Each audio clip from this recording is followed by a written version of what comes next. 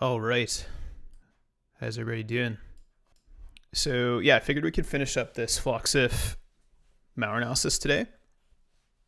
Just to recap, so this is a very old file infector backdoor that is still around just because, it's a file infector and these things never really stop because they continually infect files that get dropped to other systems, and then they have self-propagation functionality, etc. I'm not sure if this has self-propagation functionality, but we'll take a look at that. So the reason I started looking at this was because Nub on our stream, let's see, put out this blog post, and instead of looking at it on my own to see if I could figure out some control flow obfuscation that it had, I decided to do a stream on it last week, and then figured we could finish that up this week.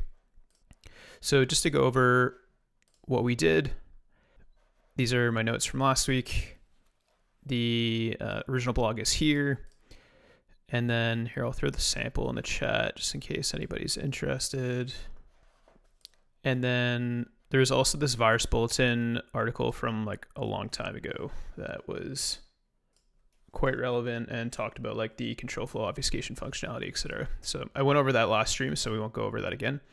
But it was interesting because they essentially implement this ret-n sequence that goes into two separate calls and then returns into a offset in which they skip a byte that is not disassembled properly.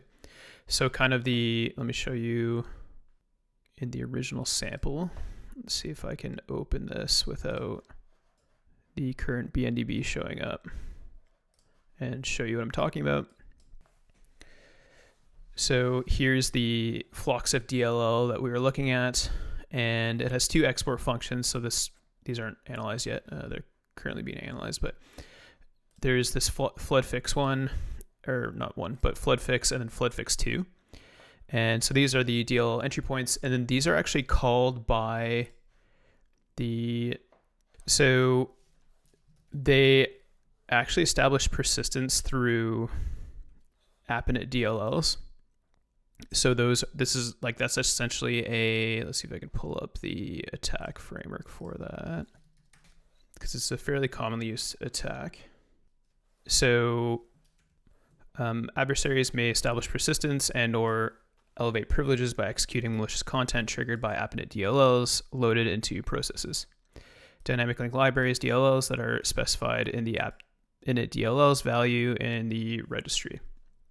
So essentially what happens is these DLLs are loaded by every process, I believe. Yeah, are loaded by user32.dll into every process. And then, so this is how they're establishing persistence. And then when they establish persistence, they'll load the original DLL that is file infected, but then they will also perform, I believe, the file infection functionality within those processes or from those processes. So pretty interesting. So if I go back to the control flow obfuscation, that I didn't really talk about a ton. Let's see here. This seems like extra broken. I'm not entirely sure why. Here, wait, make the chat a little bit bigger. Hey man, you know how these TAs use these custom domain hosts, their malware stager? Why don't they use something like IPFS? It's significantly harder to take down and it doesn't cost anything. For IPFS, I don't know. Let's see here.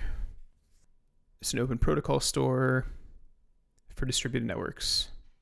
I've actually never heard of this. Let's see. Is this like a blockchain thing?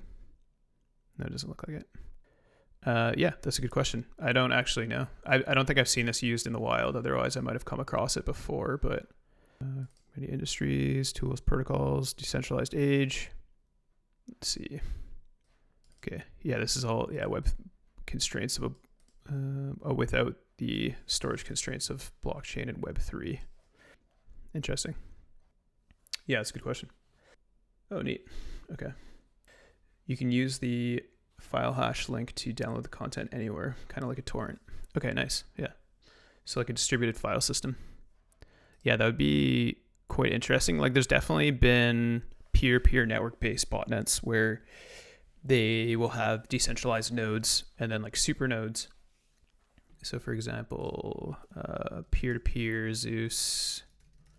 This is like old though. This is not current. So Game Over Zeus is a good example of this, where yeah, they essentially had a peer-to-peer network, or it was like a hybrid because they had super nodes as well, I believe. But this is probably the closest example to something that I'm aware of.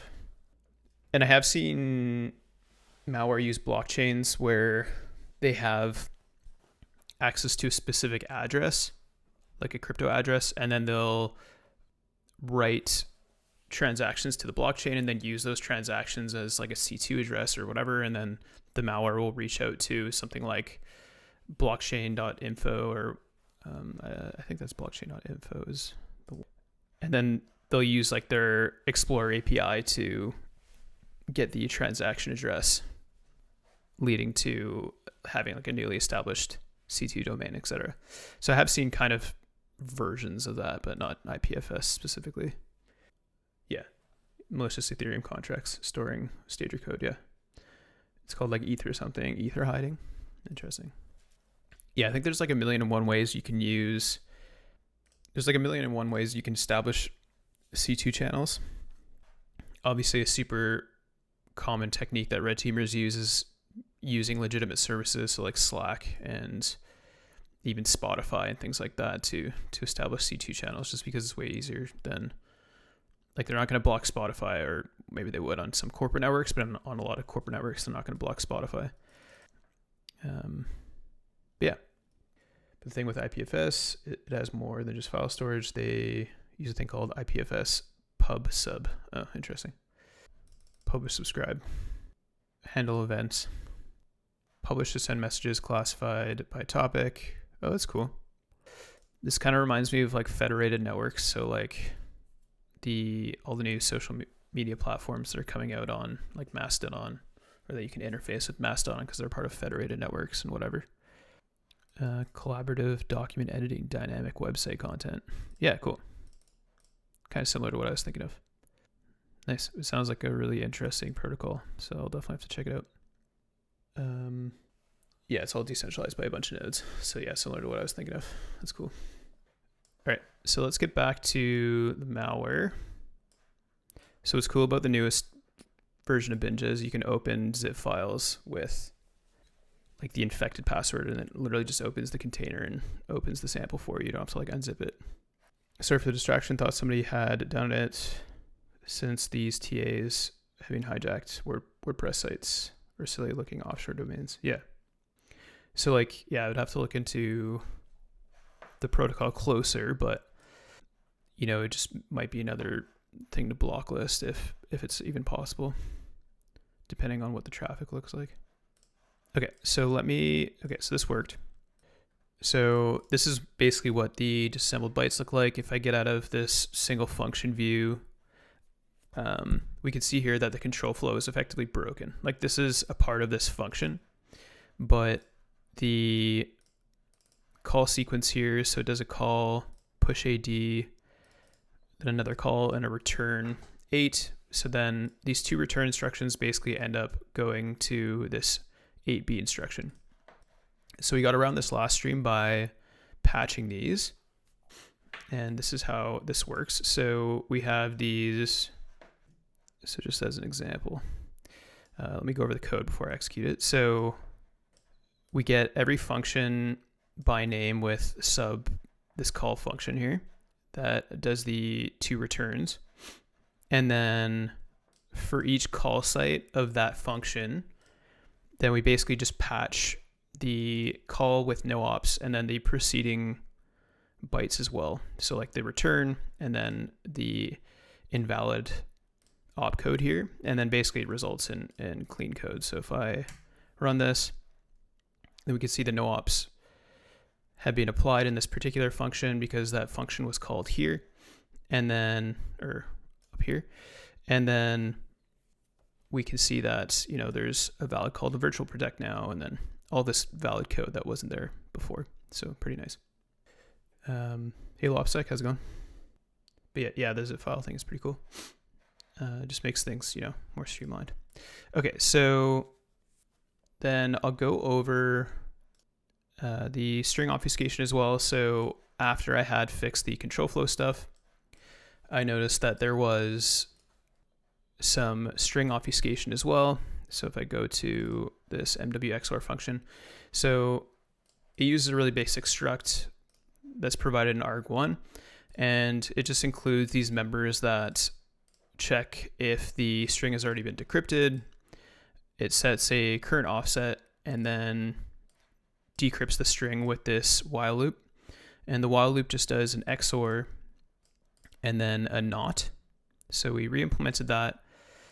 And somebody had mentioned I don't know why I can't see the, whatever, I can pull it up again. So Binary Ninja 5.2. So somebody mentioned this custom string constants API. So I couldn't get this working on stream, but I figured out why. So I just wanted to go over that. But essentially what you can do with this custom string constants API, let me show you with the code that I wrote off stream, because I just wanted to figure out why this wasn't working. So how this API works is you're effectively creating types as code in a way. So you can create these encoded string recognizer classes. And these are string recognizers. And then create these custom decoders that then will essentially, when a type is applied to a particular variable, then it will pass that variable to these decoder routines, and then you can decrypt strings this way. So I kind of wanted to mess around with that rather than, usually what you have to do is, let's see here. Usually what you would have to do is get all cross references to this MWXOR function and then get the parameter that's passed. So in this instance, this is a struct that I created, which is kind of invalid. So we're going to fix this struct to make this work. But what you would usually have to do is get all the cross references to this MWXOR function. Then you would get the first argument that is passed to it. You would have to capture all these stack bytes, for example, and then decrypt them using a given key. So the way this function works is it comes with a struct, and that struct contains the XOR key that's being used. So if we back out here, then the third byte offset within this is just a byte key that's used to decrypt the remainder of this data. So what's cool about that API is basically I can just apply a given decryption type to this argument, and then in theory it should decrypt these bytes and then show it here. So I tested this with an Amidase sample last stream. So I think this should be the one. And if my plugin is still in place, I don't know if it is. If it's not, I'll just copy it again. So there's these encoded strings throughout this program. And then essentially what you can do here, I'm just going to open up the working version. Here, hold on 2 seconds here. So once you define these string handlers, then you can define a given decoder and then a recognizer name. If I go down here, then basically all we have to do is create a type that will include this in our, this function in our database, and then apply to a parameter. So if we look at this deobfuscate here, this is an alias or a type def. And we have this sub encoded function. So if I go back here, that's this function here. So basically all this does is it will, for a given input parameter, it will take the encoded byte, subtract with the given key, and then this is a lambda that is then done with in this loop down here. So this looks kind of complicated, but basically all it's doing is performing the deobfuscation operation that's in this Amidase sample. And then if I was to define this type, we have a type def character with these attributes. So again, that subencoded function. And then this is actually a hard-coded subtraction key that's used throughout the sample.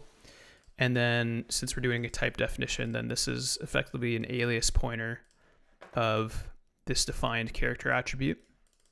And then, so if I was to go back to my new sample here, so this code is essentially a plugin in like Binary Ninja parlance. And then if I apply this, so let's see, if I go to my types here, then go to create types from C source, and then again, define subencoded with our key. I can actually show you where that key is. So it's right here. So this sample is very straightforward, which is why I gave it to the Vector 35 folks to use as an example in that blog. But if we define this here, or well, we need to define the type first. So again, I'll do create types from C source. Oops, I copied the key. I just need that type again. Okay, and then we'll define that type. And then if we look at my user types here, we have the defined type for the string deobfuscation. And then I just have to set, and then if I modify the signature for this decrypt function, then I can just type in deobfuscate, hit accept, and then it performs the string deobfuscation inline. And then if I look at all the xrefs, then we can see all those strings are deobfuscated. So pretty neat. So the reason I wanted to do this for this sample is because it does something similar. Let's see, sorry, I should look at chat more. Keep doing your thing, but I just found a Taos blog that talks about what we talked about before. Oh, cool. Oops, I just searched the wrong link properly. Yeah, nice. Oh, this is from 2022, so this is a while ago.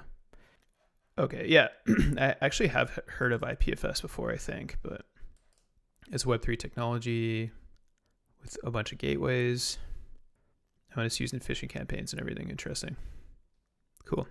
Yeah, thanks for pointing this out. Fun fact, if you search Josh Reynolds on the Talos blog, I am in like 2 of these. So this Fin7 Stealer post from like a very long time ago. And then, let's see, this crypto mining post as well. I did when I was at Cisco a long time ago. Let's see, this was like 2018. So like 8 years ago. But yeah, good times, fun times. Things were simpler back then. Wasn't as crazy as things are now. Yeah. The lore is crazy. And if you look up this, it's probably paywalled now, but they did, oh, this isn't it. Anyways, this blog was mentioned in Forbes, which I thought was pretty interesting. It was like, wow, I'm famous, but not really. Okay, let's go back to here. So I also needed to fix these stack strings, and then we basically need to write the same plugin for this. So I started doing that here somewhere. I don't know why VS Code is being difficult. Let's see if I can open this again. Cool. Thanks, McCollardX. I had a blog post end up on Fox News, and I didn't know how to feel about it. That's funny. Nice. Man, VS Code is like super broken right now. Maybe I should just kill this. This VM's being kind of buggy. Let's just do code here. There we go. Okay, so I think it was this one, or it's custom string deobfuscation. Okay, so yeah, so we define basically in our decoders, we have the XOR not, so what we were talking about before. And then I just need to debug this because I don't know why this isn't working. But basically, if we go back to, let me find a better example. there's a bunch of these calls, but with globals like this one. So if I make this into, oh yeah, I don't know why this isn't defined as struct1, but let's define it. I should probably not call this struct1, but deck data. Okay, yeah, so let's fix this struct because I think it's messed up. And then we'll continue with the deobfuscation script. I've had difficulty with Lambda. How does it compare to direct conventional functions? Can you drop the Lambda to your XOR? Yeah, so we're actually just using Lambda in this case. Like this is the entire Lambda. Like this. This is the whole function. So this one's pretty straightforward, but I could paste it in chat if you want. But I don't think you would use Godbolt for it.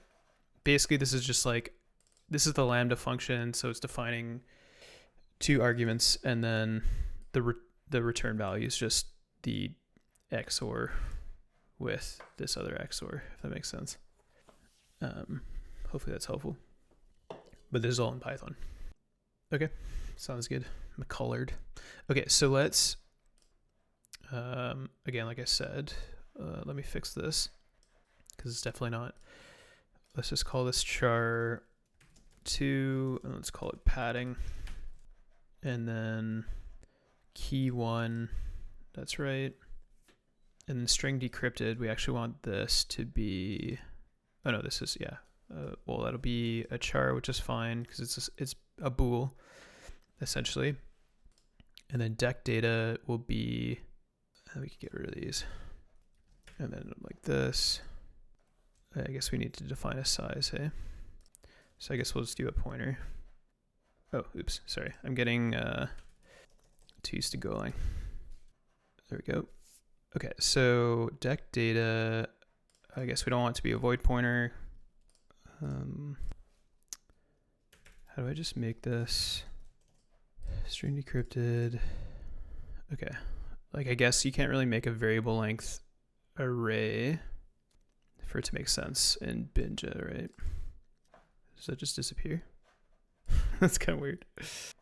All right, anyways, let's just make it a void pointer for now. Decrypted. And then basically this will be the variable length data after this. So essentially what we're passing to that function is the data after this, or well, we're actually passing all of this when we define that parameter. And then, so we should be able to set when we're returning. So like I mentioned last stream, this is basically going to be the first 4 bytes and then the preceding ciphertext. So maybe we'll say like 2 byte padding key and then 1 byte padding and then ciphertext. And then we could do something like this. I don't know. Maybe this convention is silly, but okay. And then we could even line these up if we wanted and whatever. But okay, so let's figure out why this wasn't working. Okay, yeah, so if byte equals 0, then we'll break. But since we start at the 4th offset, that we will automatically get to these bytes here. I just don't know if it's going to exit properly, but I think that's how the original decryption function works. So if we go here, yeah, if current byte equals 0, then breaks. So it's the exact same thing as our Python code. Okay. Okay, so let's figure out why this wasn't working. So this was kind of a pain. I don't know how to reload these custom string deobfuscation scripts. I had to basically Ninja plugins, dump this into here, and then reload this each time. So let me get rid of this. Let's put it in temp for now. I already made a copy of this, so we don't have to worry about it being in temp and getting erased. And then I'm going to copy this guy, so custom string decryption, and then we'll do, sorry, is this kind of tiny? Doesn't really matter, I'm just copying stuff. Okay, and then I literally think I have to restart Binja, unfortunately, for that to get opened. or for it to get applied to my BNDB, but that's okay. So I'm just going to close this stuff. Oh, I see you used Godbolt for the Python disassembly, right? Yeah, cool. Neat. Okay, so we want our original sample here, and we should see our custom plugin, which is essentially just this type assignment being imported. So you can see loaded custom string deck. And then what I wanted to see is if we insert some debug statements here. So if we go back, and I think our type is set up properly already. So we're not actually providing a key in this case. So it's literally just type def char attribute XOR not. So again, that call to XOR not up here. Where is it? Yeah, right here. So that's already defined. So if I apply this, I don't think it's going to work, but let's just try it out. Okay, so yeah, so we got a bunch of exceptions, but we can fix those. So decoder byte 2, index out of range. So the reason this wasn't working last stream, if any of you were here, was because I'll figure out why this isn't working, but there was a bunch of exception handling around the recognizers and then the decoding routines as well. So that's what was tripping me up. So for example, this decoder's key name, this is actually getting the second parameter, which was our key. So we actually don't need any of this code. Let's see, function view read val I decoder.keys. So hopefully like this works, but if values is none or decoder is none.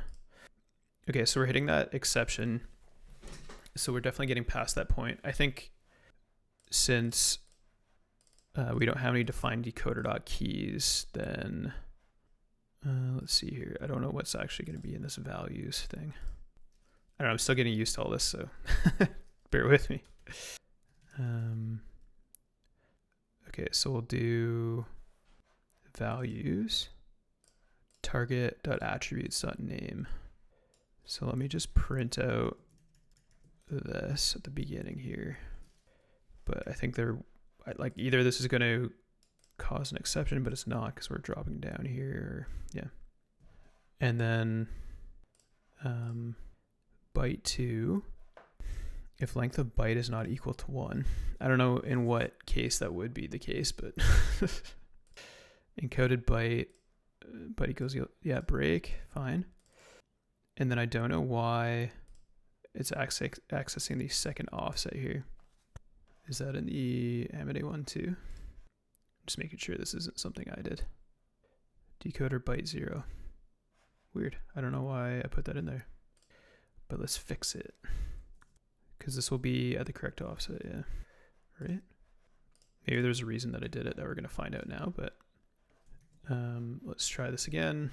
So again, I'm going to just close Binja here, or copy this across, close Binja, and then open it again so we can reload our plugin. Probably need to figure out a better workflow, but that's okay. And then I think this might execute right off the bat. Maybe.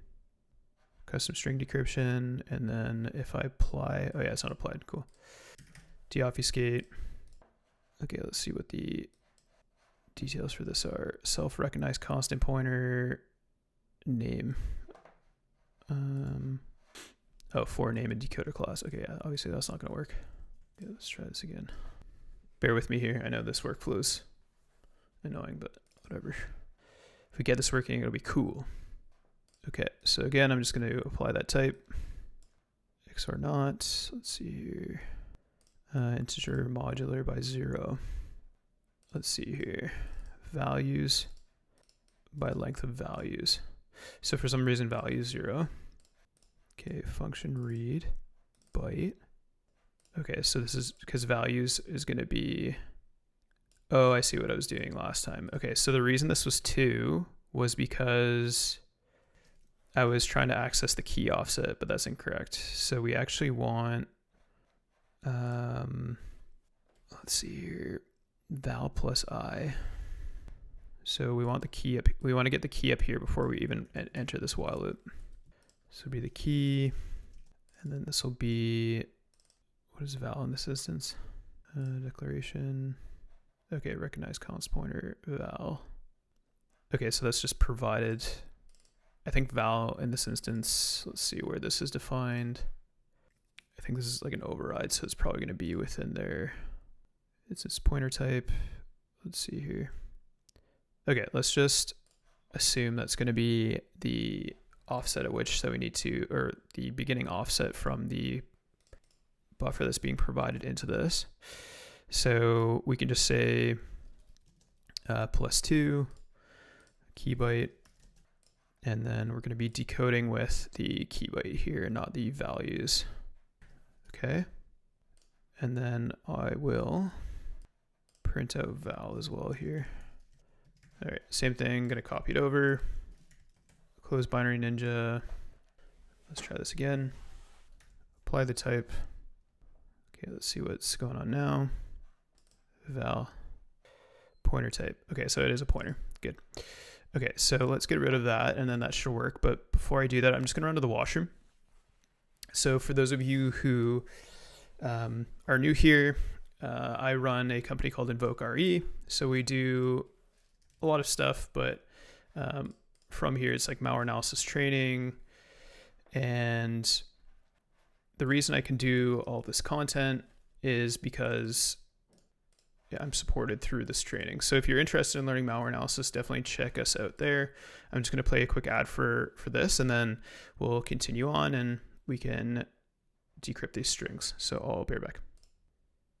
Hey everyone, my name is Joshua Reynolds and welcome to the InvokeRE Introduction to Malware Binary Triage course.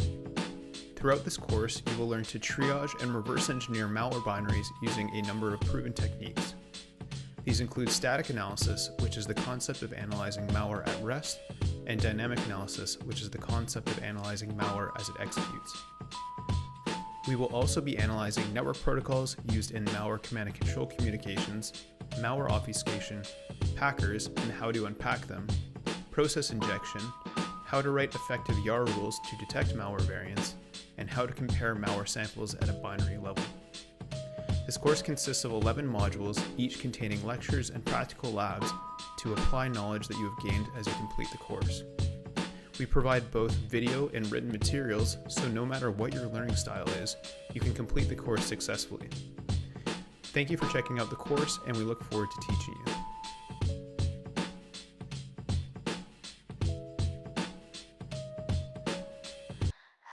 All right, let's get back to it.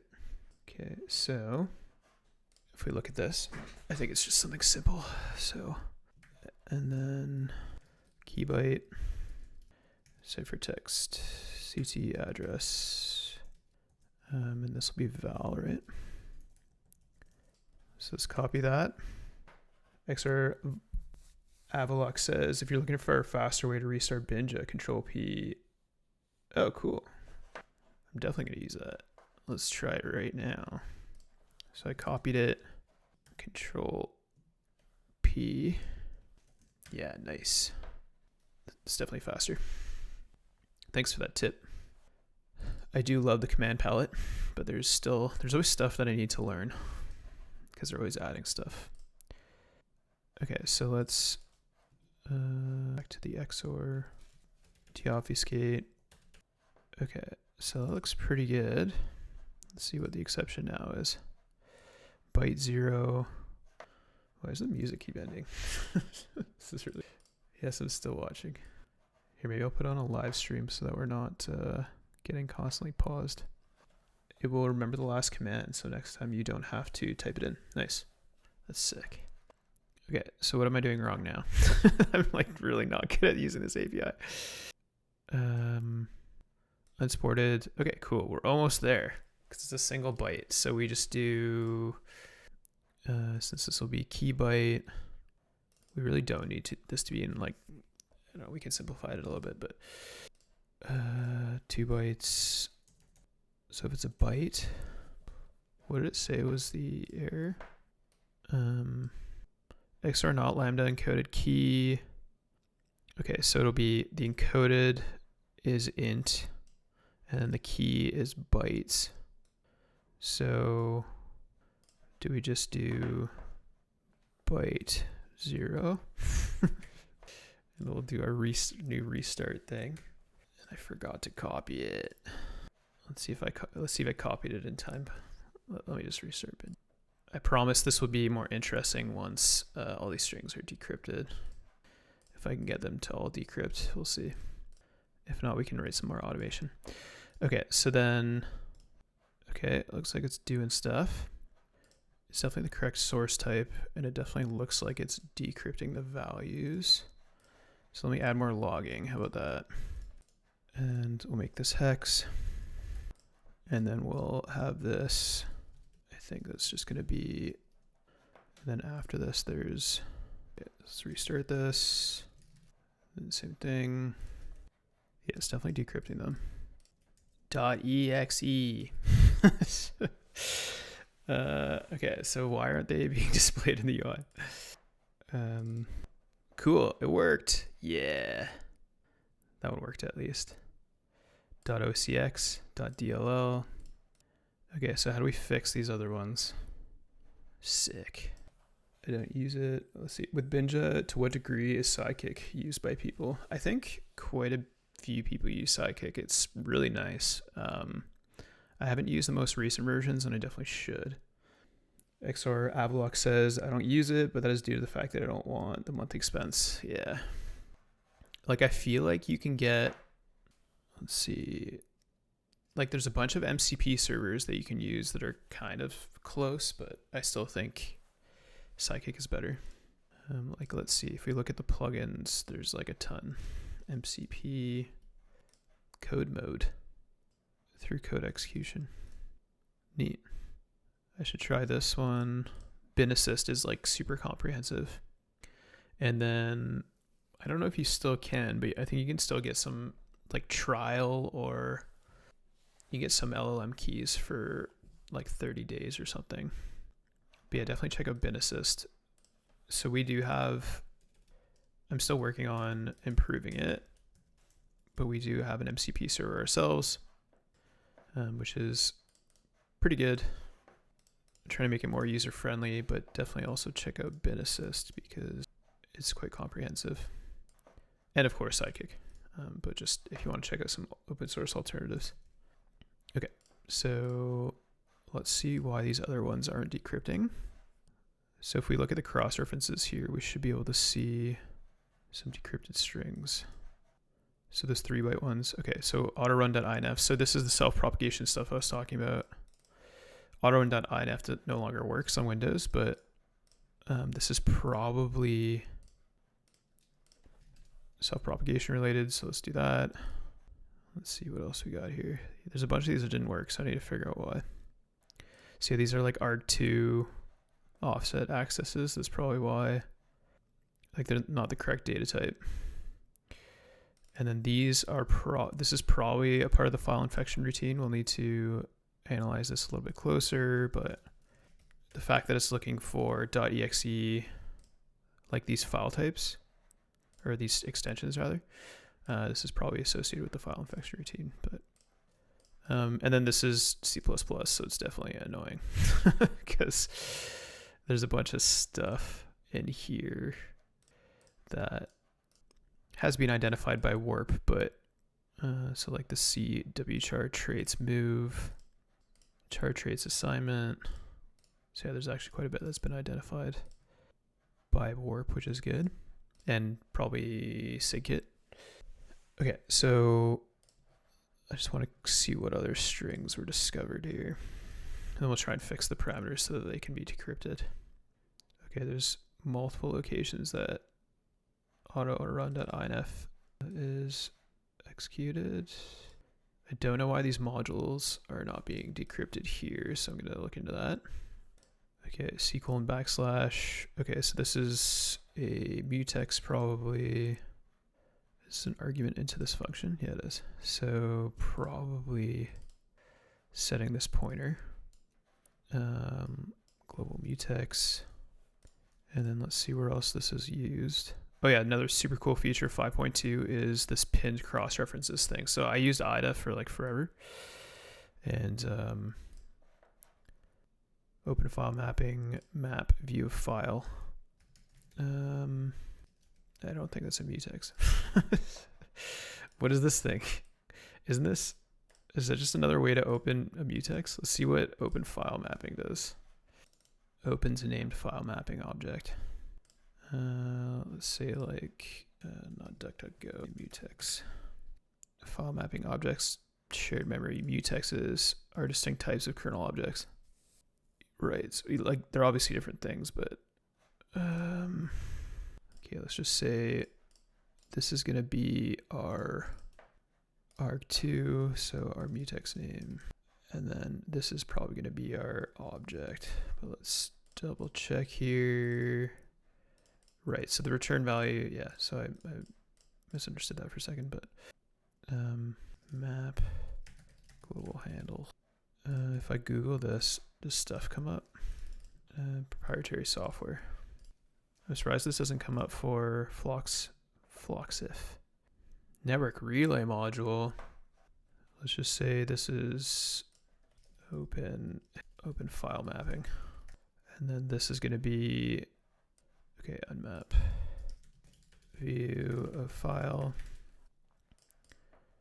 I really just want to get to the self-propagation stuff, but I think this is all like probably related to the file mapping stuff we read about. Basic string assignment, deallocate. So for a lot of these C++, like nested C++ functions, I'll kind of just go through what I believe is happening. So like this WRL operator module traits get, I don't entirely know, but sometimes you don't really want to spend all your time reversing the C++ functions because they can get pretty hairy and time consuming. Get file size. Okay, I think this is all the mapping stuff. So let's kind of diverge and then continue looking at these XOR decryption results and then see if we can fix a bunch of them, because like the 90% of them aren't working. But let's see here. More file infection routine stuff. Let's see, it might be easier to go from the log rather than like going through all these cross references. This is kind of slow, but this is okay for now. Find first file A. It's probably used everywhere. Stringcast, yeah, did a pretty good job at identifying a bunch of the C++ stuff. Yeah. DLL. Okay, let's say we found one of these scenarios, because I think this is actually what we want. So, oops. So DLL string, these two subfunctions. Yeah, this is annoying. Operator delete. So this is some sort of destructor. Fi open. Oh my god, this is so complicated. So DLL string, let's just say this is probably the DLL string. Compare result. And then this is probably actually a comparison. This, what, 1, 2, 3. No, second argument is going to be the string to compare. String 1, string 2. And then we'll say, I don't know why I'd be calling an operator .delete. What does this do? Okay, opens the file. There we go. Yeah, this is the string comparison stuff. Like ideally, I would get, so if we go to the triage summary, we could see like what, like this was compiled using a super old version of ES Code. Otherwise, I would try and get some warp signatures working for this version of Visual Studio Visual C++, but this is like Visual Studio 2003 or something.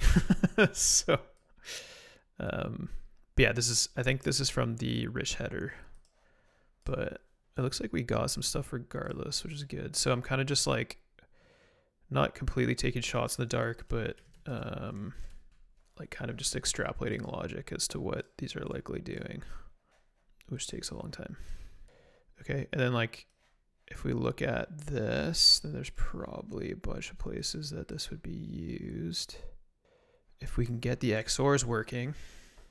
Gotta head out, but thanks for doing these. Always learn something. I'll keep an eye out for the next one. Cool. Take care, Lopsec. Appreciate it. Hey Josh, have you looked at these guys before? They used to be open source.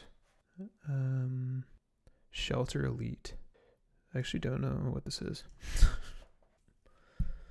Shelter project. Loader ever created. Whoa. Demos. No, I've never heard of these guys. Actually, maybe I have. I recognize this logo with the ones and zeros. It's kind of cool. There's so many of these frameworks and loaders now. It's bananas. Red team. Okay, yeah, so it's like red team stuff. 1 year license, $12.50. It's pretty good. Okay, so let's get back to the reversing. And let's see if we can fix these, for example. So the problem here is that there's a local variable reference, and I don't know if Binja can handle that properly, but let's see if we can figure it out. And by handle properly, I mean, is the correct data type for this particular API. Like if they're not pointers, then I don't know if I can use that API. So if I can xref to this, where is it initialized to 0 here? Yeah, so like this is going to be, like I don't know why these were not automatically created as objects. Maybe because of the string copy. And by objects, I mean our struct. So like if I make this a deobfuscate type, will that just work? I don't know if it works on the stack. Okay, deobfuscate var123. So this should be, like I wish there was a length for each of these. So if I just make this, if I hit Control Z and then go to the, where this is initialized. Okay, I might have to move to a different approach for these. I really wanted to figure it out with that API, but I don't know if they can work with local variables or if maybe I need to force it to. So there's a whole bunch of logic here to look for constant pointers. And will these be constant pointers? Let's see. Okay, or these were working, right? Yeah. Okay, let me see, like some of these larger ones. Okay, mstsc.exe.mui, autorun.inf.exe, autorun.inf. Like works really well when they're constant pointers. Like what does this do? Dag parent, it's a window class, and it's not used for only, oh, this is a message box hook routine maybe? This is like all super old stuff that probably doesn't even work on normal Windows, but enum Windows, yeah, nice. Okay, let's get back to what I was doing, which was going through these. Okay, these functions are being resolved properly. So this is probably a function resolution routine. Okay, process heap. Is this walking anything? Okay, I'm gonna put single function B back on before I get confused. Okay, so it's doing a comparison. Doesn't look like it. Okay, let's just say get temp path, get module, file name A. Okay, could resolve functions or something. Because basically it looks like it's just looking for these particular, yeah, okay, so the tab fs base stack base -1e, and then this is the starting offset, and then it looks like they're walking the in order module list starting from here, and then the, let's see what else. Yeah, okay, cool. Result walk. But are they actually using these pointers or no? Doesn't look like it. Attempt resolve, I don't know, funcs for now. Okay. Yeah, so I'm going to keep using the logs because it seems to be better than me going through the cross references. Okay, get module file name, that's in the function we were just in. Same with that one. Same with that one. See with that one. So this is the C drive, and it looks like this is going to be enumerating the file system. So let's mark this up. Drives. Let's see here. This is probably the drive types. So I would assume. Man, this thing's pretty complicated. For some reason, I always pick complicated stuff. But it's okay. How's everybody doing? Doing all right on this fine Thursday afternoon? Oh, this might be looking for an encoding. Let's see what else we got here. .exe, autorun.inf. This string is long.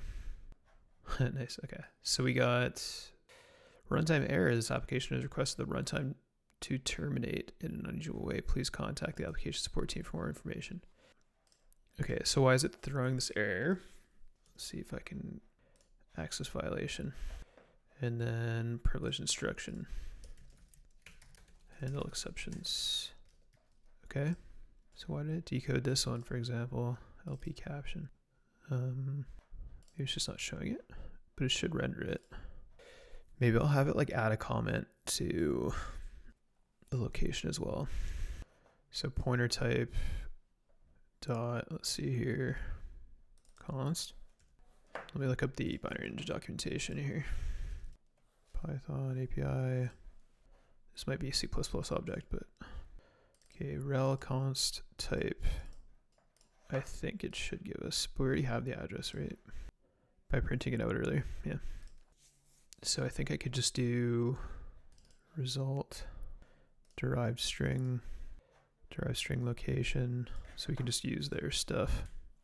Actually, well, I don't know, val. And I'm gonna kill this key byte because I was like spamming the logs.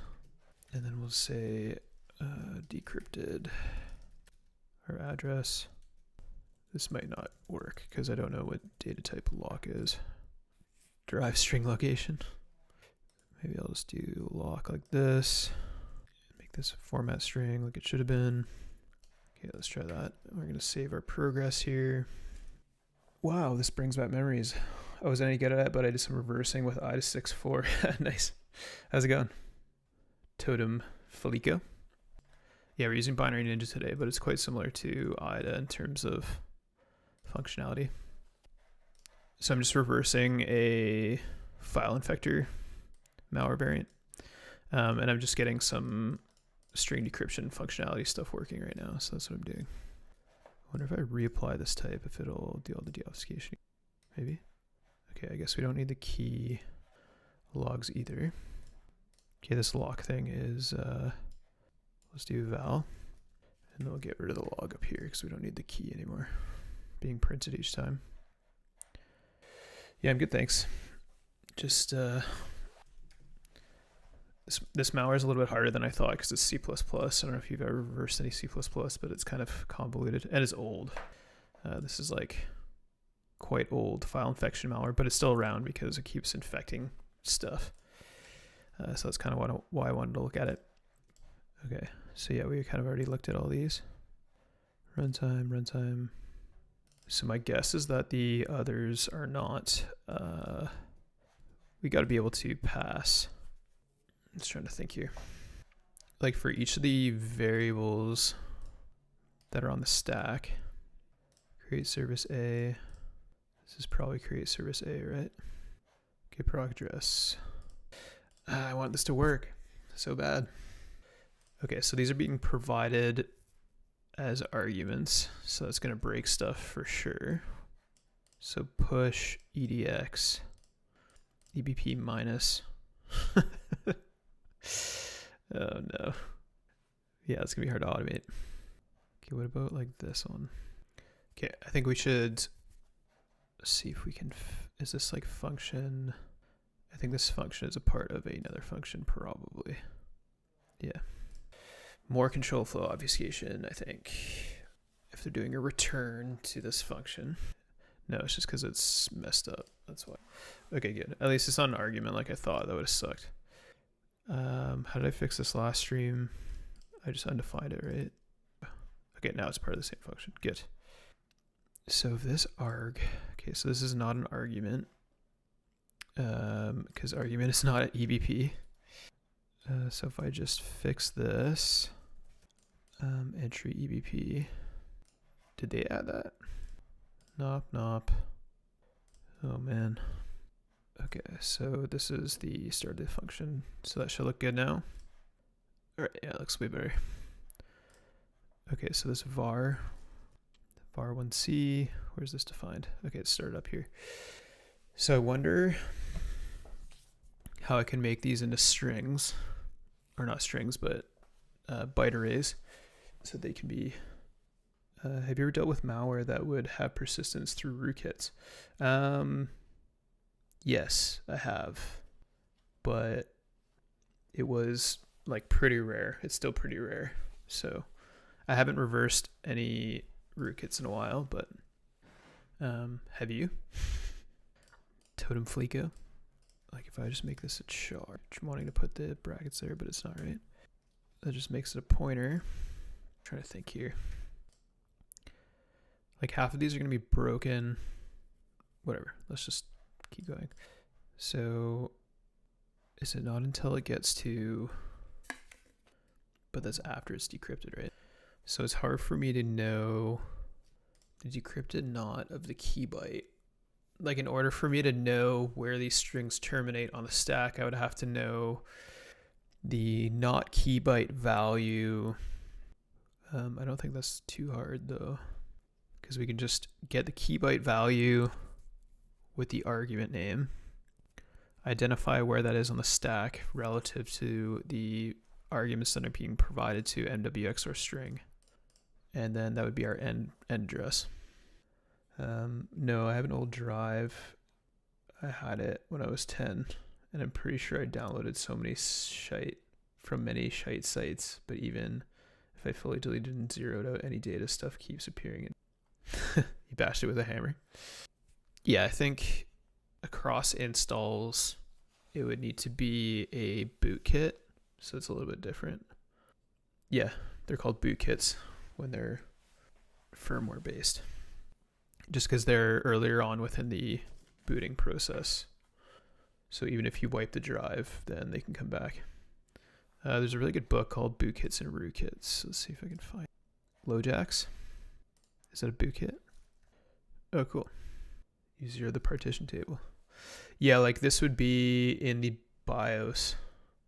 This would be like having malware within your BIOS or within, on newer systems, the UEFI bootkits. Okay, so Lojax, ESET. Damn, this is crazy. The first UEFI bootkit found in the wild. Yeah, ESET does some really good work.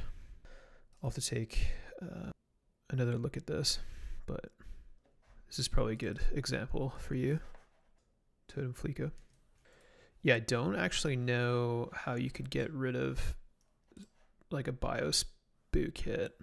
I would assume you could flash the BIOS, but essentially you're compromising like some form of like a very early on boot sequence in order to inject a stager code and compromise the operating system. But there's like a huge amount of mitigations in modern operating systems to prevent this. So for example, like the Mac Pro I'm on has the T2 chip. So this like verifies the integrity of the boot process. So like despite everybody being very upset that Windows 11 doesn't support a bunch of old systems, it's just because they're trying to establish a trusted code boot sequence in order to prevent these types of attacks. Interesting. Port abuser. Okay, so let's get back into this. So what I was saying was essentially I want to be able to get the end of this. So CD, for example, XORed with, or will it just be FF all the time? Let's see here. 32. So this is like the end of this one, right? So if I can get the key byte relative to the local variable that's being accessed, then I should be able to, so let me just see if our type automation stuff works when I create a local array for this. So 0xcd, so if I make var1c into this will probably be different or easier from a Lola while or something. So here, so it'll be 2 to 18. So hex 18 minus 2 is 22 bytes. So if I make this into a 22 byte variable, then this should get folded into a single variable that's used by that, right? And then, oh no, 20, okay. So I guess I don't even have to do that. I can just look for another 0, 0, but there might not actually be multiple strings declared in sequence. So I think it's better if I use the ending byte. Well, yeah, I guess that PC is gone. Was going to sell it, but I'm not going to risk it. It's a laptop too, so I can't simply switch the motherboard. You did try to flash the BIOS, yeah. I don't know, the odds that it has a boot kit are pretty low. Just because they're really complicated. But yeah, I don't want to be dismissive either, so it's definitely possible. Let's say that. Okay, so var1c, like how do I make this into a mem copy? Like what type is this? So in the var1c, so if I make this void again, and then what is this now? A high level IL constant pointer. Okay, and then it's like all this crazy stuff. So can I just get this to work now? Because I think it's just checking for a constant pointer. Okay, let's try this again. Deobfuscate. No, still just the same ones. Maybe this API doesn't support local variables yet. Like I don't know why this is using a mem set, and then like this one, for example, is using a mem copy. Maybe I'm wrong, but I did download so much stuff that basically rendered my PC unbootable. Hey, Lusoft, how's it going? Yeah, C++. So I always had my suspicions that something truly bad, and now the garden variety malware spyware topic going in the mix. I'm going to lurk for a while. You have a very relaxing voice to listen to. Reason about this. Nice, thank you. Hey, combat worthy wombat, how's it going? Evening, glad to be able to catch the end of the stream. Yeah. Yeah, I'm still not done yet. I'll probably stream for a little bit longer. It's only been a couple hours. So you can watch me stumble around the string deobfuscation stuff. So I think the next thing that I'm going to do, since these aren't working for local variables, I'm not entirely sure why. Maybe it just might be the fact that this is not the correct data type, but I think it is. Maybe I'll look for, maybe it's just because it's like a stack address. Oh yeah, by the way, combat worthy wombat put out a cool blog that I'll link in the chat. They're working on a interesting assembly development project, so I'll throw that in there. But yeah, definitely appreciate the low level assembly stuff. I feel like I'm using a lot of high level tools lately, so it's good. Okay, so how do I make this into a data type that merges these together? That would be very appreciative. I think if a byte array doesn't do it, then it's not going to work. But yeah, then it just breaks into like a bunch of string copies and stuff. Okay, so let's see here, because we should have local variable references for all of these. In fact, I've been recently working on decompiling a game written in C++ on Visual Studio 2005. That's how old it is. Nice. Were you able to get, are you using IDA or Binja or what? Yeah, this is a type issue. I have to go back and look how to solve it. Yeah. Because the memcopy type is char, which is weird. Mostly Ghidra. How's the type support for C++ and Ghidra? Is it good? Or for like Visual Studio C++, or like even the 2005 version. Let's see here. Okay, in the meantime, until I can figure that out, let's write something to find these, because I'm going to need to do that regardless. So can I just still use this API? I think so. So if it's a, let's see here. So val is going to be our starting address for the data. So I think we can just say like print, I think I already did this, because the pointer type, yeah, it'll be const. So const is the starting address of our sequence. And then let's make another function here, create string or address, and then we'll have the address as the argument. And then I don't have the length of the array, but I should just be able to.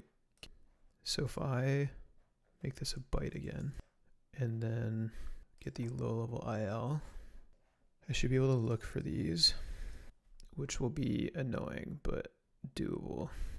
Yeah, I don't want them to get folded, because once they get folded into the these synthetic functions, then they're kind of inaccessible. So if I do something like, so I can do our instruction.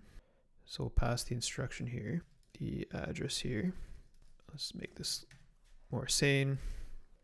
And then instruction, then we'll do this, dot instruction dot view dot get lil from illil at address. Just gonna, and then for, are these in a basic block? That would be helpful if they, yeah. So I'll just use the current basic block. Yeah, I can't tell if it's good or not, but it works. It does help having the PDB file with the debug symbol. Oh yeah, it's like easy mode. Not to say that it's still not hard. There's still a lot of work once you have the PDB information to reverse a game. Okay, lil store. How do we get the basic block from the current IL instruction? IL basic block. And then we can do something like if instruction dot, what's the instruction index? Instruction index. Then we're at the start of our variable, and we'll just keep it as the instruction. And then we'll make this null to begin with. And by null, I mean none. And then if start instruction, then we'll start collecting them. uint at was the type that type used when binge of folks responded to my question. Oh, sweet. Thanks for asking. Hopefully it'll work on here. Okay, let's try it. Because then I won't have to do all this crazy stuff I'm doing right now. I'll just have to change the data type at that location. Just like that, right? And then the length was, I can't remember, 22, 23. Still built in memset. I know there's some like weird ambiguity with, yeah, weird. Because I'm even including the null byte. I think, right? Okay, that worked. Why did that work? Like if I just set it to 10. It's because there's another defined variable, maybe? Because there's a 0. Yeah, memset count 2. Maybe it's because there's zeros. So if I do like so if I start from here, make this like 23 or something, or not 23, like 20. uint 8. Okay, so that worked. So if I skip 3 bytes and then, yeah, it's just the null bytes that are messing up the heuristic. Yeah, with combat worthy wombat said. So how can I do that automatically for all of these? It's doing that now. Oh, the only problem is that it's not going to use the API. Maybe I'll just grab them regardless. Is it wild to edit the C function to allow 0 bytes? So I can't edit this. I think it's a built-in heuristic in Binary Ninja, unfortunately. It's a synthetic built-in. The downside of closed source software. No, that's a good question. Okay, so maybe what I'll do, because the fact that I can capture these bytes regardless is really useful. Okay, so let's go back to our code here. And then, yeah, because this logic is going to be painful. Okay, I'm just going to break out of this because this is going to confuse me probably. And then, okay, the start instruction.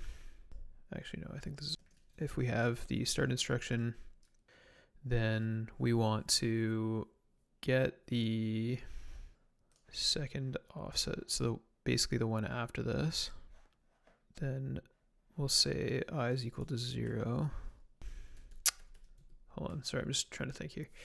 1 if I is equal to 1, then our key byte is going to be here, and then instruction, it'll be like dot source or something, low level IL, yeah, and then source dot constant. So what's cool about Binja, I don't know, their API is really good, which is why I use it all the time. So for example, this is like a stack assignment operation. So I could be like current IL instruction. And then if I do dot source, then it's getting the right side of this operation. So the source of the low level IL store instruction. So intermediate language instruction. So then I just get the CD. I don't have to like parse all this stuff, which is cool. So then I can just do like instruction.source. So then we have the key byte, and then if key byte, then we're kind of in the sequence here. So then we'll have ciphertext bytes, or we'll just make this a byte, maybe a list because it's faster. Append key byte, and then if, wait, we don't want to append the key byte. We want to append the instruction.source again.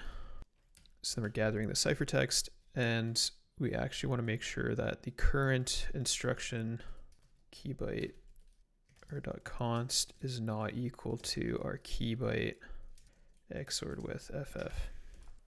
And if it is, then we're going to break. Okay. So there's just like a little state machine where basically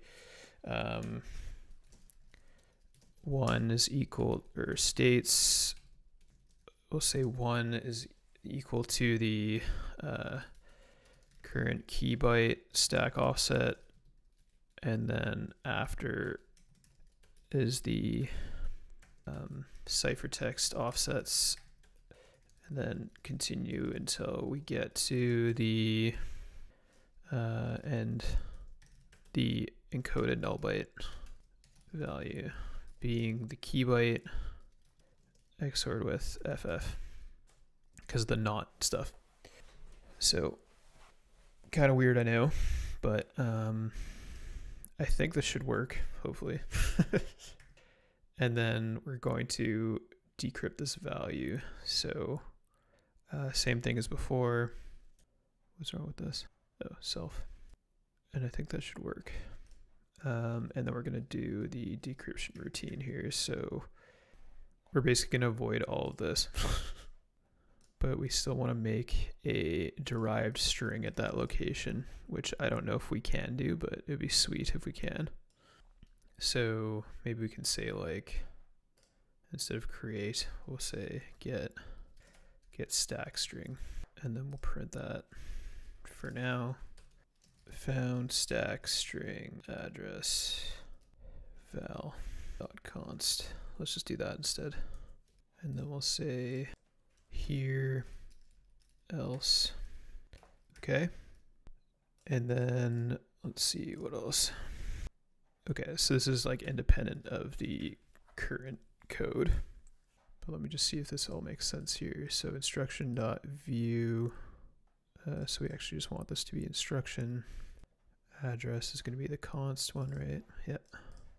Right, and I guess we needed to add some like logic to make sure that, so let's say, and these might get filtered out, so I probably have to change the filter to if instance instruction is equal to, why didn't that work?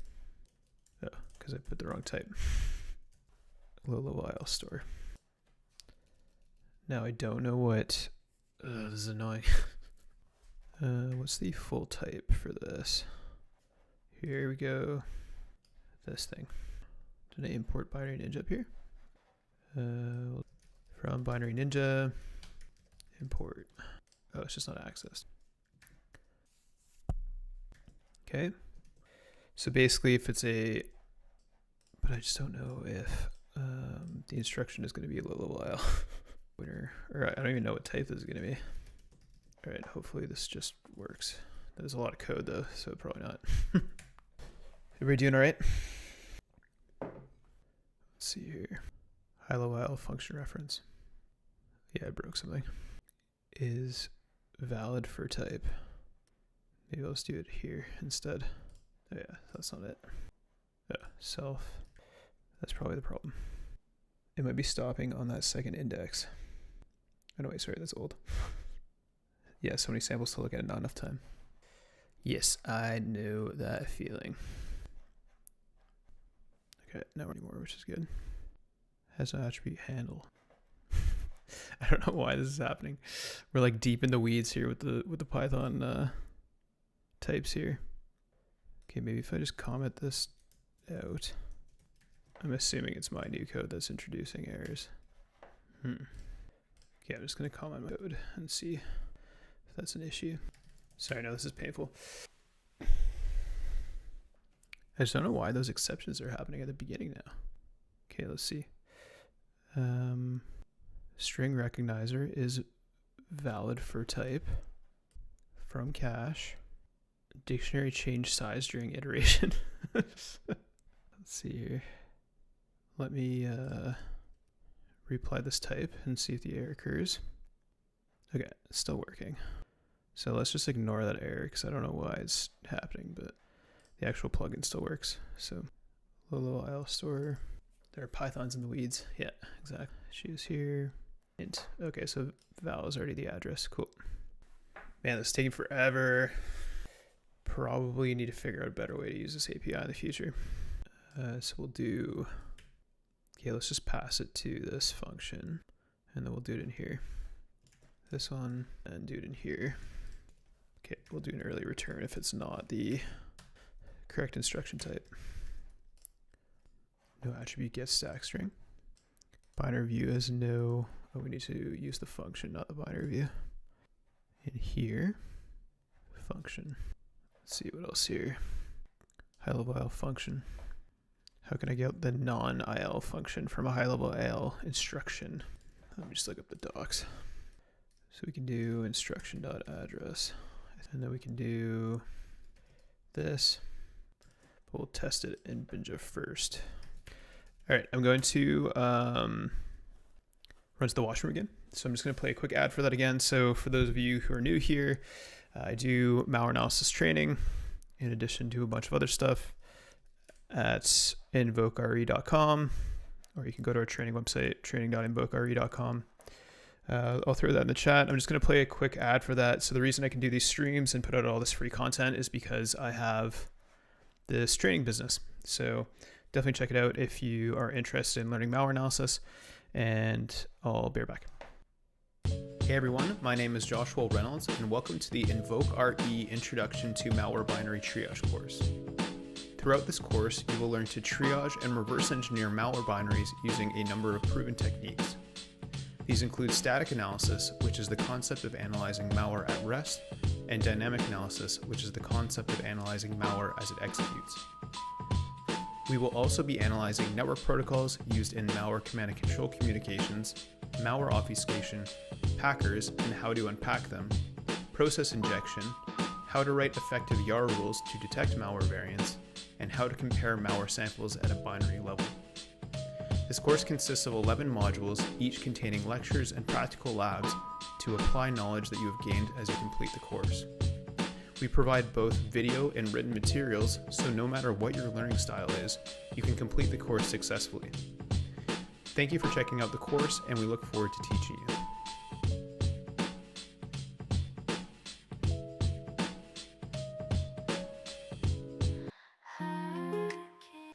All right. Really appreciate everybody sticking around while I debug this. How's everybody doing? Anything going on? It's interesting. Hey, Cyphercore, how's it going? Okay, let's see if I can debug this. function dot view dot address. There's probably a better way to do this, but whatever.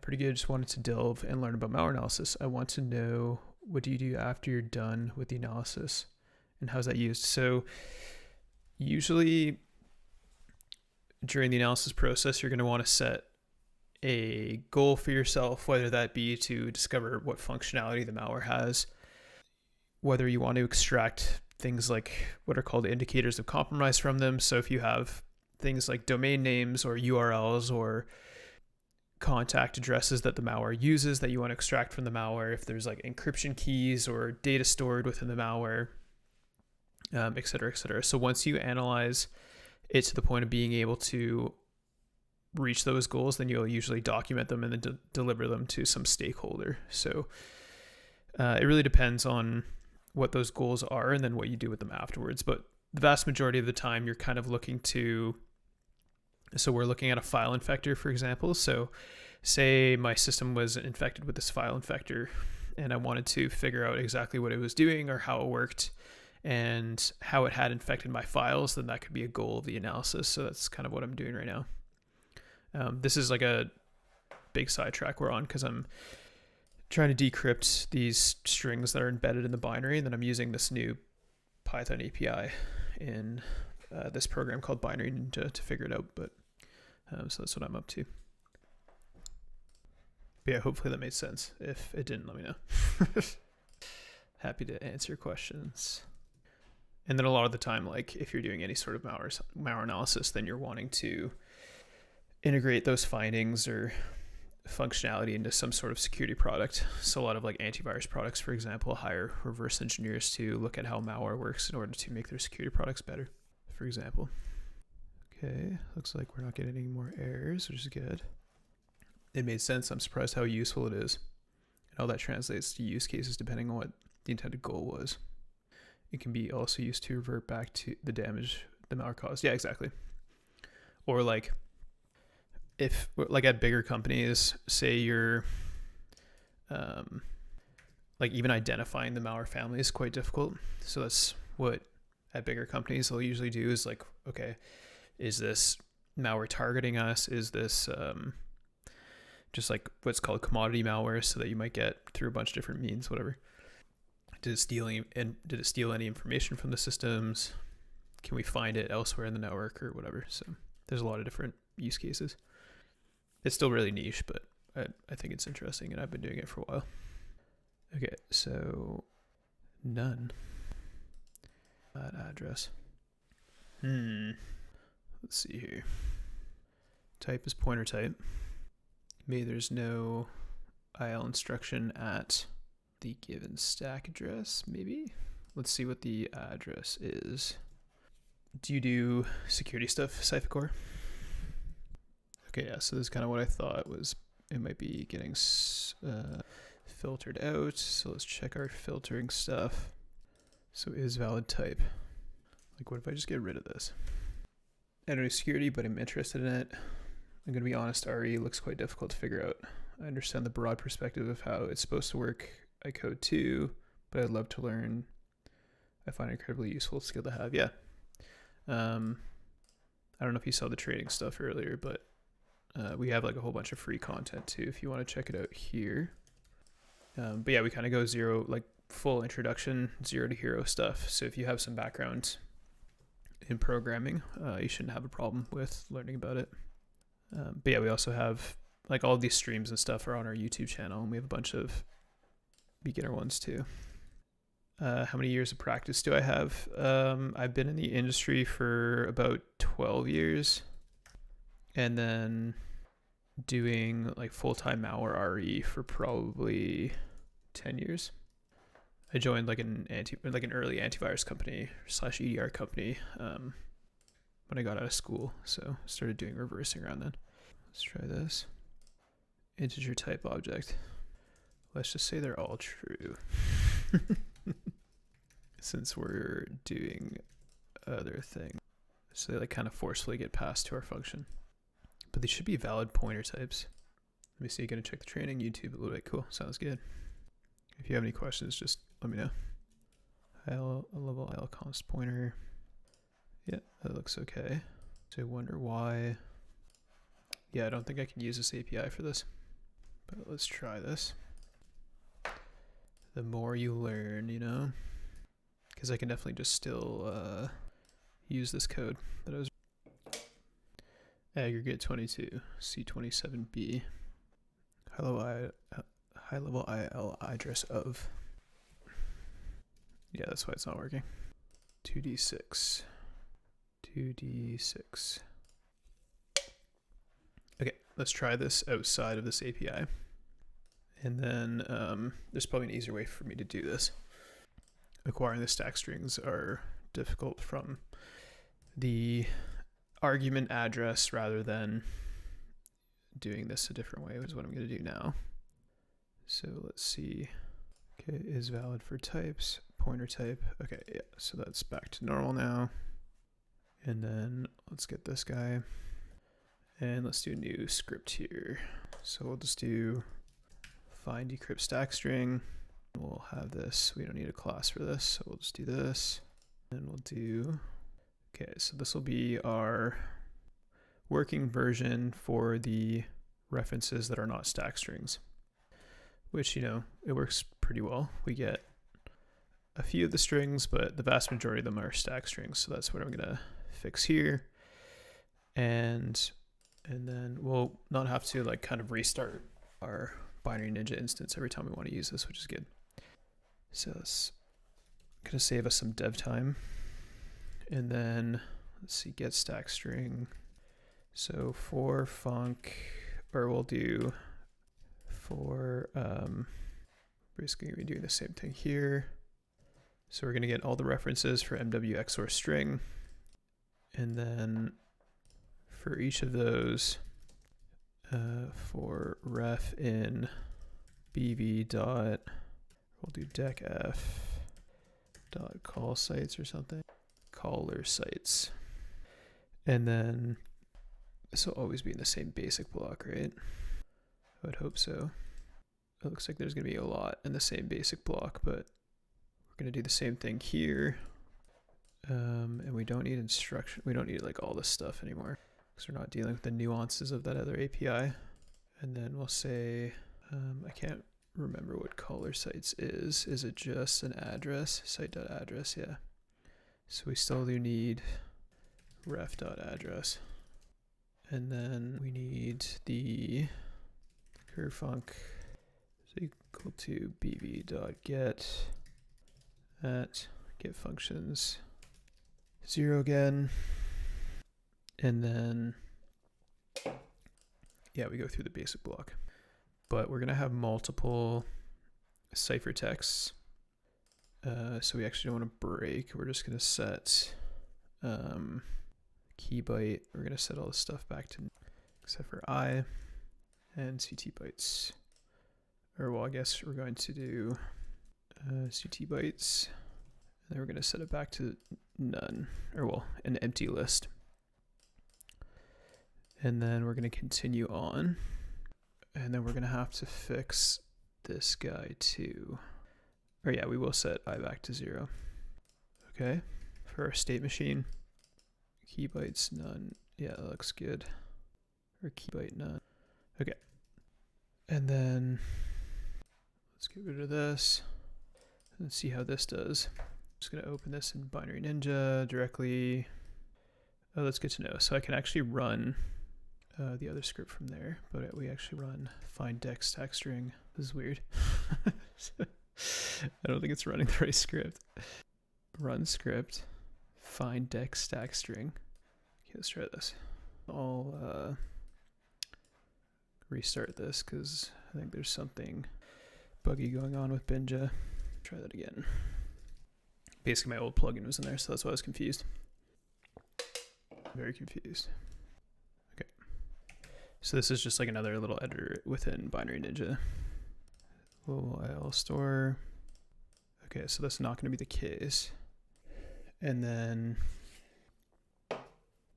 we're going to want this to be, it's just awkward because now, how do I get the argument for that call? So if we say like dest variable. I think there's a more generic way we can do this. So if we do like, instead of doing it by instruction index, we can just say something like I plus equals 1, else, and then we're going to do it for every instruction in the basic block, so I think that's okay. So it's not equal to that. Okay, cool. I think that looks good. And then this should all be in here. Because if we're not in an IL store instruction, then we're not within a stack string assignment. Yeah, we want is instance. Low-level IL const doesn't have const. Is the issue the type of struct because the plugin changed them all to the decoder? Oh yeah, I bet you're right. SCUGs. I just moved to snippets because I didn't know what was happening. But yeah, I think it's overwriting some class function that's like messing up the whole Python environment in my binge instance. Okay, so current IL instruction dot source constant, not const, like that. We need to do that again. Constant. I had to put this everywhere. IL reg. Maybe let's print out the address so I can debug this. Let's see here. Address. Let's see here. Okay, yeah, so there's going to be scenarios where there's like these globals, for example. So I'll probably say, let's just say stack string at instruction.address. So essentially this. Okay. Oh, key byte. Have this here actually. And then I'm just going to check these out to see if they're valid. Okay, and then like this. All right, we're one off, but it's working.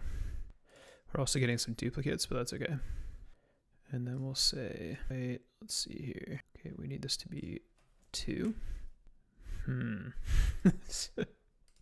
Why is this okay sometimes, but it's not other times? Run it again. All right, let's move along with this. I think there's some invalid ones, but that's okay. Would that be the case though? I think this is probably, it's because we're adding, okay, let's add this at the beginning as equal to 2. Okay, so that's done. The one where it is 1 high up, is it reading the 0? No.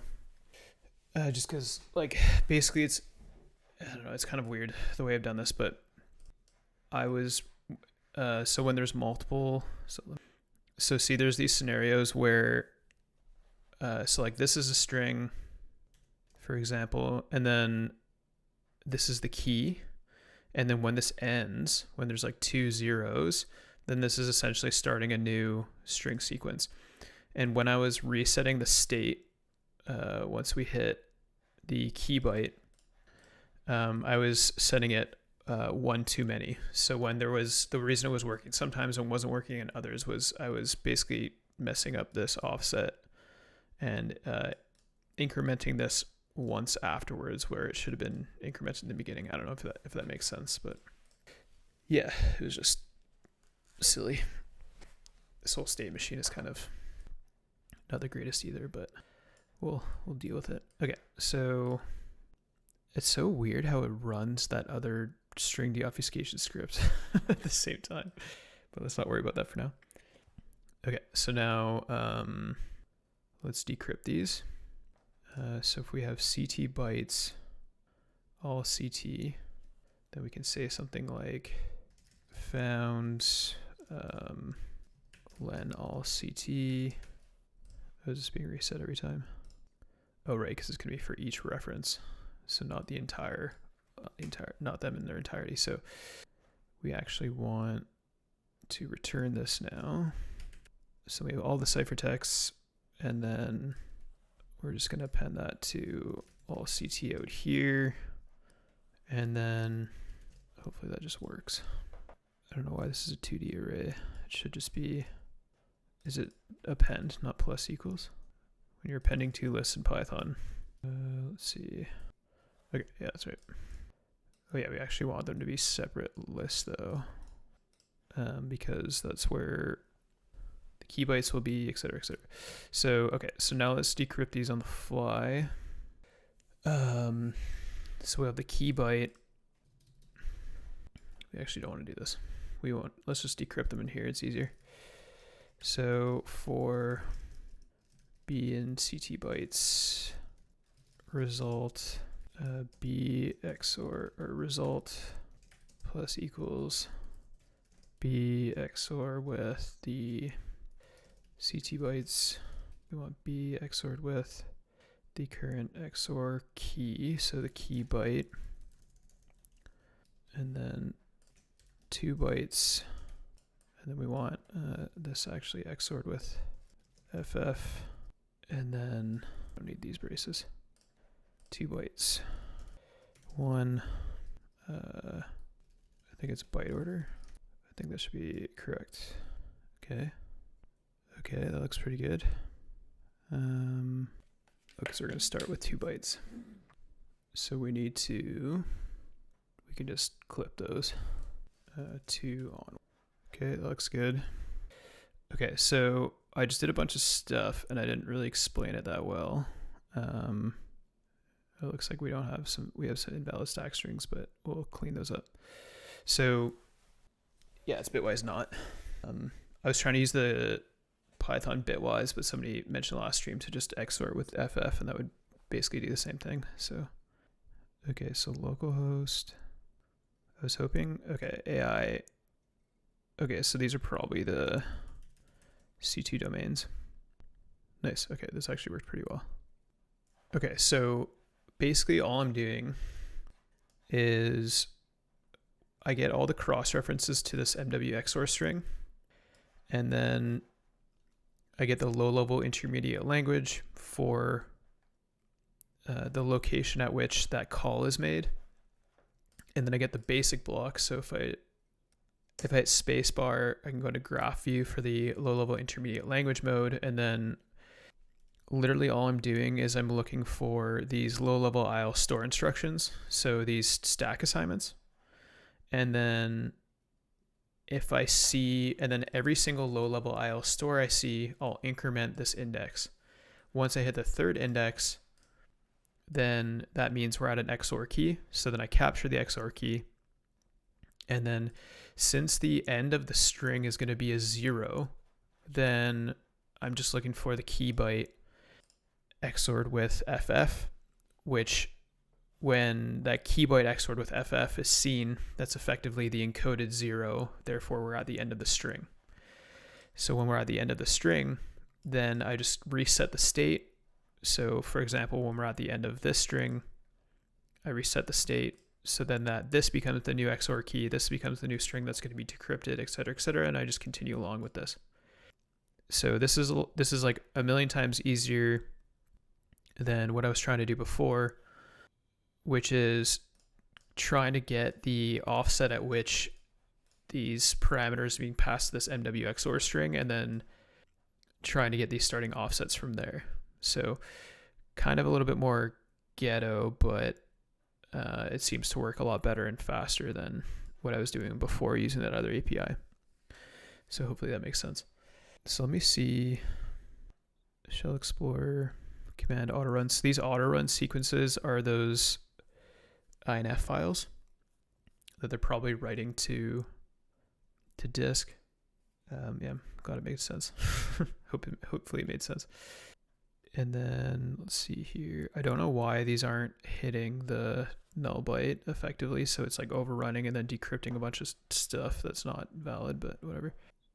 Shell Explorer command, shell open.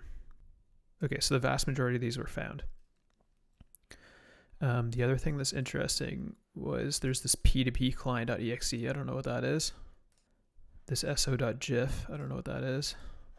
Okay, let me see if these are valid. So like why wouldn't that be found key byte at?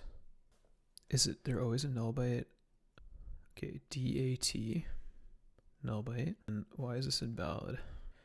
B2. It should definitely be valid. 9.6. I'm missing the not. Okay, maybe they are invalid. Like, is this U somewhere? Okay, so now that we've done that, what I can do is add, let's see here. We probably want to add the string to the location. Like ideally it would be like that API where it just shows the string once it's decrypted, but obviously it's not working. So let's see here. Security Avira. So it's looking for antivirus. So let me add the string to, like what doesn't help is these are just like invalid functions because of the control flow obfuscation. Okay, so let's see here. Maybe they're not, maybe like Russian language. Yeah, could be. Yeah, that's good. That's a good point actually. How could I test that? By decoding it with like UTF-16 or something. Localhost. It is MSTSC a lot, which is remote desktop. Okay, let me write these to the locations so that we can actually use them. So I don't want to write them all to where the reference is because it's not necessarily used there. So I'll use the key byte address, I think would probably be best. So I'll make another variable and then just do instruction.add. Hopefully that works. Let's see in the, okay. And then BV commit undo actions. And then we'll do the, let's see here, address and then comment. Cool. So we'll say the key byte address, cool. And then we'll say the result. And then this probably has to be a string. So it'll be like decode, ASCII, errors, ignore, result 2, 36. Okay, and then, cool. See, now we have comments. Okay, so I think we covered all of those 360 hips. So let's see, do these get folded? Ooh, they don't. It's just really hard to read. Okay, let me save this since this took me a million years. And then let's see if we can reverse this a little bit more. I'll probably wrap it up because it's been 4 hours. Okay, so Bitdefender virus. Okay. Okay, clue. Okay, so string comparison. Oh, this is gonna be. Okay, let's see if I can fix these functions. Then we can see if our comments still stay. Sysshadow. Console Windows class. This is code, right? And do I need to fix these arguments or they're okay? Looks okay. Okay, cool. So our comments stay. Maybe I should try and name these variables, the strings. That'll make it better, but I feel like we've done so much already that I don't know if it's worth me doing that. Let's see, make it faster. Because if I'm like, oh, this is 360 SE frame. How hard would that be? Let's just give it a try. Let's keep using snippets because it's a lot faster. And then let's set a, so in theory, every time we reset here, then this will be, one will be our variable assignment, I think. And then we'll do instruction dot, example like this guy, dot dest var. Okay, so I can just do, let's just call it, cool. So I can just say dest name, or well, okay, let's save this for later.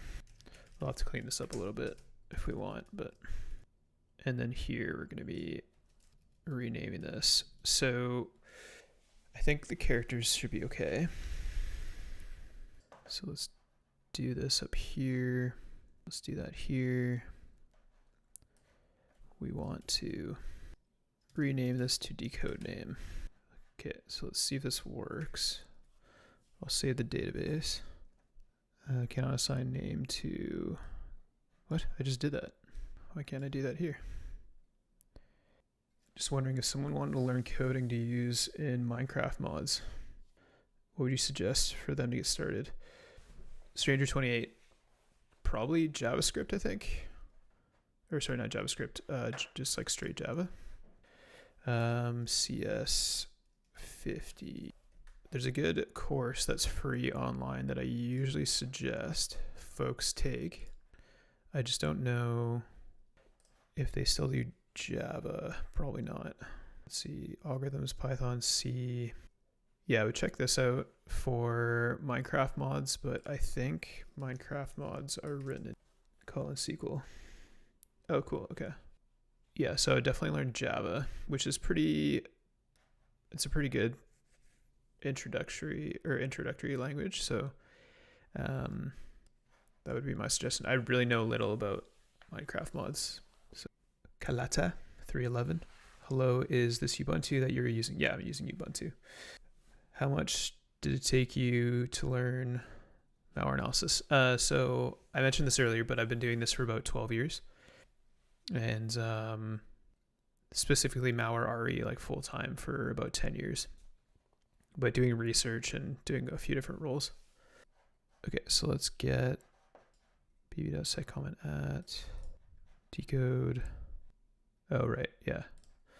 Thanks for pointing out that it should be dest. Or which one doesn't have? Let's see which one this could be.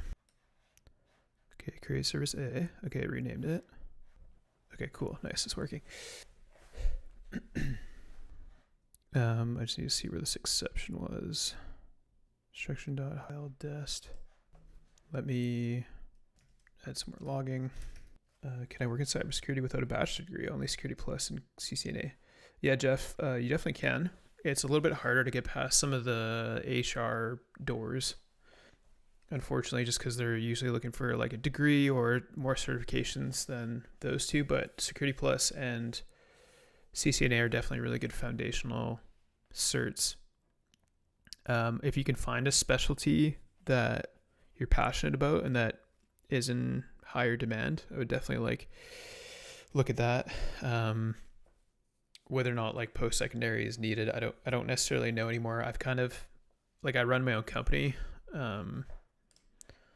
So here, I'll just link it. But it's hard to say what the current job market is like just because I haven't been applying in the current job market. So I don't want to like give false advice or hope or deterrence or anything. This is inspiring. I'm currently a student and wonder what path I should follow. I feel lost. What exactly are you doing in malware analysis, finding out how malware functions and affects the system? Yeah, exactly. Kalata. Abzakur. Yeah, so not to like shill too much, but we do malware analysis training. So that's one of our primary focuses. If you're interested in learning, we also have like a whole bunch of free stuff. So I post all these streams on our YouTube channel. There's like free modules, et cetera, that you can check out too if you're interested in learning all this stuff. But yeah, hopefully that helps. Keep asking questions, it's good. Okay, so let me just figure out why. Okay, okay, that looks okay. Oh, I see, okay. So there's, why would it be resetting here? Okay, so it's a store. Okay, so maybe I'll get the dest afterwards. Right? Thanks, definitely going to give it a look. Sweet, sounds good. Yeah, so let's get the dest after when I'm assigning the variable name here. Okay, and hopefully this just works. Famous last words. Cannot assign field name. Why would it be frozen? Frozen instance error. I don't get it. Frozen instance error. Now will that work? No, it's the same variable. For what it's worth, the synthetic built-in mem copy and the like need more tweaking per vector 35, hence the issue earlier. Oh yeah, it's all good. Yeah, I think there's like, anytime you're writing a heuristic like that, there's going to be limitations and like a ton of corner cases, et cetera, et cetera. So I'm not really expecting it to be perfect. Same with the HLIL, it's never like perfect, but it's still really good, which is why I use it all the time. Okay, so I want it to be perfect. Yeah, me too. I just don't know what this means. The object state cannot be altered, forcing you to create a new instance. So can I do like this and then like this? No. There's There's got to be a way to fix this because I can do it from the Python console. We're so close. Let's see here. Like I know with the structs, let's see if I can like mess around with the structs are immutable in Binary Ninja, but I think this is a separate problem. Core variable, set name, async maybe. All right, maybe let's try async. Hello IL deref object. Let's see. It's the same variable. Okay, maybe I'll skip this one because it looks like the other ones are working. Let's see, var dest. None type. All right, I'm running out of steam here. So we'll probably do a third stream on reversing the rest of this now that we recovered the strings. And I can just figure out this variable assignment stuff. This is just like some weird semantic thing in Binja as to why the state is frozen for particular variables and then some isn't. For some others there it is not. So I don't really want to grind this out too much longer just because we've been at this for 4.5 hours. And then let's find somebody to raid. So usually I use infosec streams to see if there's anybody else, and it looks like there's quite a few people. So let's see, Cursec. Yeah, thanks for hanging out. XR Avalok. Mostly got that API working. So I'll ask if there's plans to add support for stack strings, but it's definitely not an easy solution. So this person is dressed up like a shark, and it looks like they're doing NoSQL injection. So that looks good. So let's raid Cursec /raid. Yeah, again, thanks everybody for hanging out. I'll see y'all around. Not sure if there'll be a stream next week, but I'll let you know. Take care. Have a good week.